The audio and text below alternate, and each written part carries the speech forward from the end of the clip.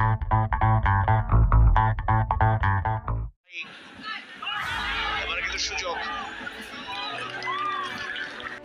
লম্বা সময় পর আন্তর্জাতিক অঙ্গনে ফেরাটা মোটেও সুখকর হয়নি বাংলাদেশের মেয়েদের জন্য। শক্তিশালী চাইনিজ তাইপের কাছে তারা হেরে গেছে 4-0 গোলের ব্যবধানে। ফিফা র্যাঙ্কিংয়ে বাংলাদেশের অবস্থান যেখানে 140, সেখানে বাংলাদেশ থেকে 100 ধাপ এগিয়ে চাইনিজ তাইপের অবস্থান শুধু 40। দুই দলের মাঝের আকাশ জমিন ফারাকটা স্পষ্টভাবে চোখে পড়েছে পুরো ম্যাচ জুড়ে। ম্যাচের শুরু থেকে আক্রমণাত্মক ফুটবল খেলতে থাকে সফরকারীরা। লং বল এবং দুই উইং ধরে একের পর এক আক্রমণ করতে থাকে তারা। তাদের গোছানো আক্রমণের কাছে অসহায় হয়ে পড়ে বাংলাদেশের ডিফেন্স লাইন। ম্যাচের 10 মিনিটে প্রথম গোলের দেখা পায় চাইনিজ তাইপে।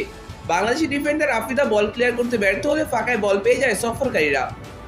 সেখান থেকেই প্রথম গোল হজম করে বাংলাদেশ। 14 মিনিটে চুইয়র শট চলে যায় বারপোস্ট ঘেঁষে। চেষ্টা করছিলেন ফার পোস্ট টার্গেট করবার জন্য, পোস্টটাতে কিন্তু হচ্ছে টিম বাংলাদেশকে একটা গোল।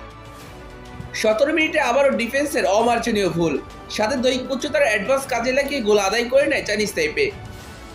তাই ইজিলি কাজে লাগিয়েছে চাইনিজ তাইপে। ফার পোস্টে টার্গেট করা হয়েছিল, একেবারে দাঁড়িয়েছিলেন সু সিন ইউং। ম্যাচের 20 মিনিটেও গোলের সুযোগ এসেছিল চাইনিজ তাইপের কাছে, তবে তাদের শট চলে যায় বারপোস্টের ওপর দিয়ে। যাচ্ছে তার তিনি আসলে সেট পিসের জন্য বড় একটা প্ল্যান এবং আরো একবার বিপদের কারণ হতে পারে। ম্যাচের 22তম মিনিটে গিয়ে বাংলাদেশের প্রথম গোছানো আক্রমণ, তবে তহুরার শট খুঁজে পায়নি জালের ঠিকানা। 25তম মিনিটে আবারও বাংলাদেশের জালে গোল দেয় সফরকারীরা। 40তম মিনিটে বাংলাদেশকে রক্ষা করেছেন গোলরক্ষক রূপনা চাকমা। বিরতি থেকে ফিরেও আক্রমণে মনোযোগী ছিল সফরকারীরা।